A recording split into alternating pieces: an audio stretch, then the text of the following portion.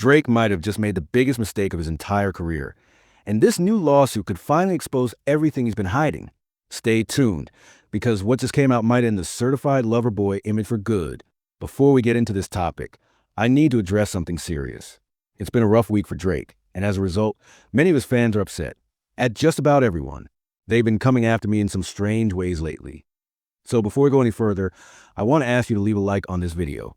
It really helps me out and ensures that no matter what they try, they won't get away with their little games. All right, let's talk about why this might be a bad one for the cupcake. Because when it comes to bots, fake streams, and manipulating the system, Drake has never looked more guilty. Another lawsuit has just surfaced, and it's exposed even more about what's really going on. Be sure to like and subscribe if you haven't already. It genuinely helps make sure people can see what's happening, especially now that Drake seems to be in serious trouble. This all stems from yet another Spotify lawsuit that dropped when no one was expecting it. Before we break down this new case, it's worth noting that this has been one of the toughest weeks we've seen for Drake in months.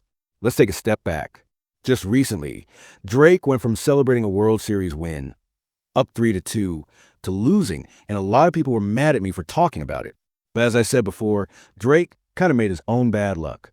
He was heckling every Dodgers fan, every player, and basically the entire city of LA during the series. Now, on top of that, he's caught in what I'm calling lawsuit mania. Paperwork is flying everywhere, whether he's being sued, appealing like a Karen, or being accused of manufacturing 37 billion streams. It's all piling up. Right now, it really feels like everything is crashing down on Drake. And honestly, it all comes back to his own choices and the lies he's tried to maintain. Now that the curtain's been pulled back, and the label might not be protecting him as much, we're finally seeing how much he's tried to rig the system and fake his influence. This newest development is the second lawsuit filed against Spotify this week, another class action suit.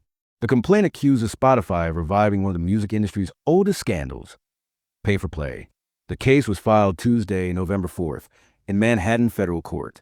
According to the 39-page complaint, filed by New York subscriber Genevieve Capolango, Spotify is allegedly selling visibility on its playlist through its Discovery Mode program and other promotional deals. This, the lawsuit claims, deceives paying users who believe they're getting personalized recommendations. The suit also argues that Spotify is essentially charging users for the privilege of being misled, saying that its much advertised personalization features are compromised by undisclosed commercial influence. Record labels, it alleges, accept reduced royalties in exchange for boosted placement on playlists. And when it comes to who's being called out, two names stand out, Drake and Justin Bieber, both of whom reportedly dominate this user's feed despite her not listening to them. Honestly, I think this lawsuit is onto something. This seems to be a widespread issue with major streaming services. And speaking from personal experience, I don't even listen to Drake. I really don't listen to Drake's music anymore. If you looked at my listening history, you'd see that I definitely don't have any interest in hearing the cupcake Karen. Yet, whenever I use autoplay or recommendation features on streaming platforms, no matter which one, always seems like Drake finds his way into the mix. For example, I was at the gym yesterday listening to We Talkin' Over by DJ Khaled and Lil Wayne. When that song ended, Best I Ever Had by Drake started playing automatically. It's the same pattern with other songs too. It feels rigged, like certain tracks are pushed to the top of playlists and charts no matter what. From my own experience, and if you check the charts, you'll see this too. Songs like Wait For You by Future and Drake or Freestyle by Lil Baby always seem to dominate. Now, seeing Drake and Justin Bieber named in this new lawsuit is interesting, especially since it alleges secret, under-the-table deals that push certain artists' music regardless of listener preference. I'm not surprised, but it's worth noting that both Drake and Bieber have historically been connected to the same parent label, Drake with Republic and Bieber with Def Jam, both subsidiaries of Universal Music Group. With these new revelations, and when you look at both lawsuits together, it's becoming clearer that someone isn't playing by the rules. It seems like certain people or companies are manipulating numbers and statistics to benefit financially at the expense of both artists and listeners. We saw this with RBX in the first lawsuit, which highlighted how smaller artists were being affected. And now we're seeing the same problem from the user side. And let's be honest, don't let Drake's fans or the OVO community try to play the victim here. At the very least, this situation has a potential to become very serious.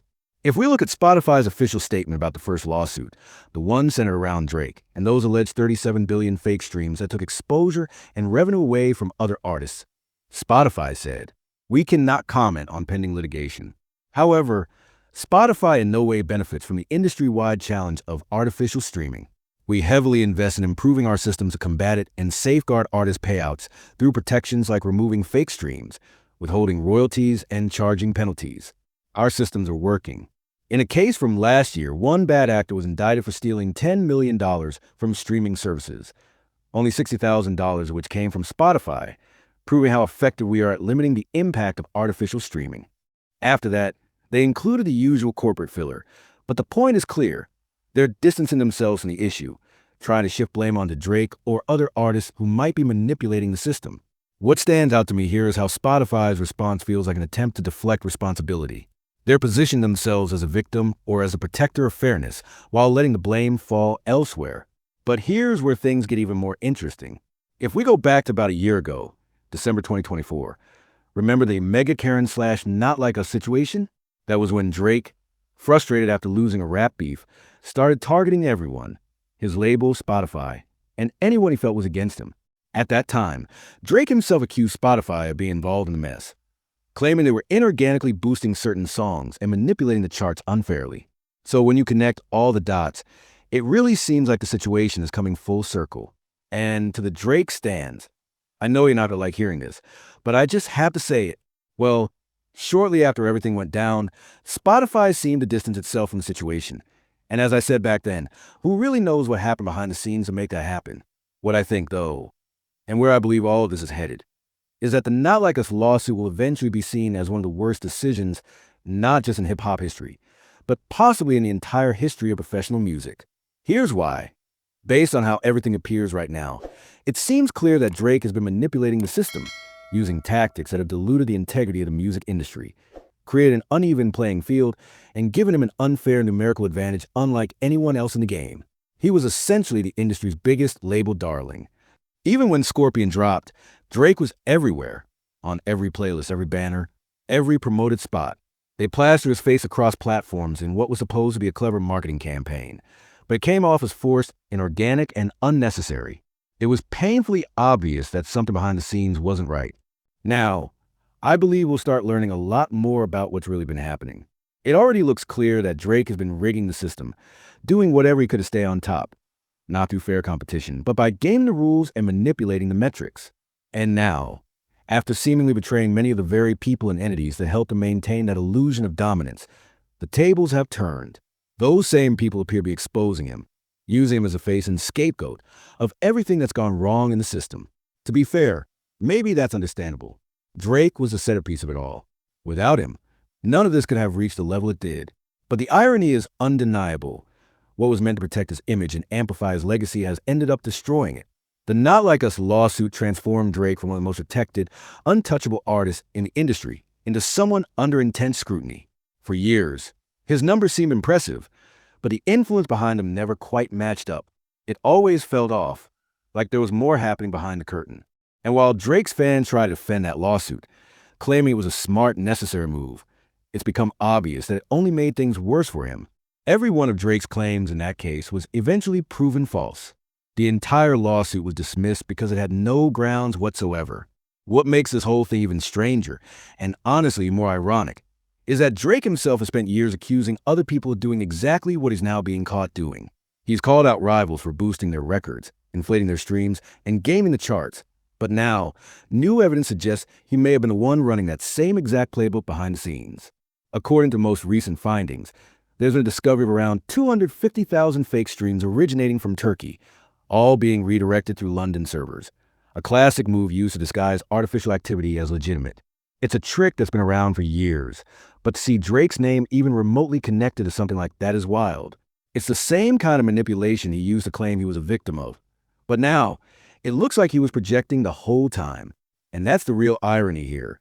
Drake called out others for cheating, but now it's becoming clearer that he knew exactly how the system could be exploited because he was the one exploiting it. He understood the grift because he was running it. And now, with all the lawsuits and leaks piling up, he's finally being forced to face the full consequences of his own actions. We're still in the early stages of the second lawsuit, but the momentum is building quickly. Between this and the first class action suit already painting him as the biggest manipulator in the industry, it's hard not to see the writing on the wall. the so-called cupcake Drake, might have just made one of the biggest career mistakes of his entire life. And this time, there's no clever PR move or OVO spin that can save him. As we move into this new era where both artists and labels are being held accountable, it's looking more and more likely that Drake is about to face several lawsuits directly.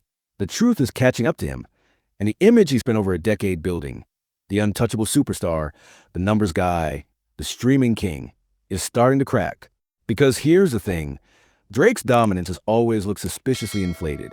For years, he's been everywhere, topping charts, breaking records, and supposedly pulling in billions of streams overnight. But when you strip away the hype and the smoke and mirrors, the math doesn't add up. The influence never quite matched the numbers. His fan base is big, sure, but not that big. The numbers always looked engineered, like there was a hidden system keeping him at the top, even when the music didn't hit the same. And now that system seems to be collapsing. The curtain's being pulled back, and the illusion is falling apart. For the first time, Drake isn't in control of the narrative. The people who once helped maintain the myth, the platforms, the labels, the insiders, are now the same ones exposing him. It's poetic, really. He's being used as the face of the problem, the symbol of everything that's gone wrong with the music industry's obsession with numbers and chart manipulation. The same machine that built him up is now tearing him down. And while that might sound harsh, it's also kind of fitting, because without Drake, this whole artificial streaming empire probably never would have reached this scale. He was a centerpiece, the poster child of the algorithm era. So, in a way, it's only right that he's the one paying the price for it. And when you think about it, this isn't just bad news for Drake. It's a warning shot for the entire industry. Labels, executives, and artists who thought they could hide behind playlist algorithms and fake streams are now realizing that everything they built could crumble overnight once the truth comes out. So sit back, relax, and if you haven't already, leave a like and subscribe, because things are only going to get way more intense from here. Drake's legacy, the empire he spent years crafting, is unraveling in real time, not just as one of the biggest fakers of all time, but potentially as one of the biggest industry plants we've ever seen. That's all I've got for today. But I want to hear from you. What do you think about this second lawsuit? Does it prove that Drake's career was built on manipulation? And how do you think this connects to the earlier case from this week? Let me know in the comments. Because when you really step back and look at what's happening, it feels like Drake is finally facing the consequences of his own actions. He's the one who pulled back the curtain. And now everyone can see the tricks, the gimmicks, and the manipulation that once kept him on top. And instead of owning up to it, what's he doing? He's trying to shift the blame, projecting it onto Kendrick Lamar and other artists who have nothing to do with his downfall. It's deflection at its finest, and honestly, it's getting embarrassing. If you made it this far, shout out to you. Make sure to like the video and subscribe if you haven't already. It really helps me out and ensures these stories don't get buried. I hope you have an amazing day and a great rest of your week. And if you want to keep watching, stick around, because right before all this, Drake did something truly embarrassing while trying to admit defeat to Kendrick Lamar. What happened next? Awkward, cringeworthy, and downright pathetic. You're not going to want to miss it. So check out the video on your screen right now.